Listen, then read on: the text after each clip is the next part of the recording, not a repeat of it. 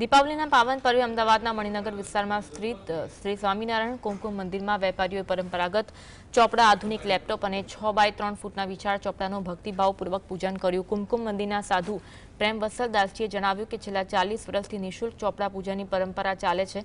આ પ્રસંગે સંતોષ શ્રી સ્વામિનારાયણ ભગવાનના ચરણોમાં પ્રાર્થના કરી વેપારીઓને ધંધામાં સફળતા, આર્થિક શારીરિક સુખ અને ભારતની પ્રજાને આર્થિક મંદી અને વિશ્વને આતંકવાદથી મુક્તિ મળે।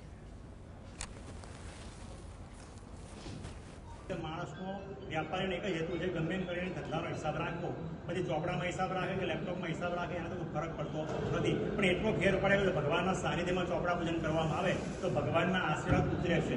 અને જે ભગવાનના સંગમાં ચોપડા લખે છે તો નીતિમત્તા પ્રમાણે, પ્રમાણિકતા પ્રમાણે ચોપડા લખે તો ભગવાનના આશીર્વાદ ઉતરે, માટે આ રીતે વ્યાપારીઓ ચોપડાનું પૂજન કરતા હોય છે।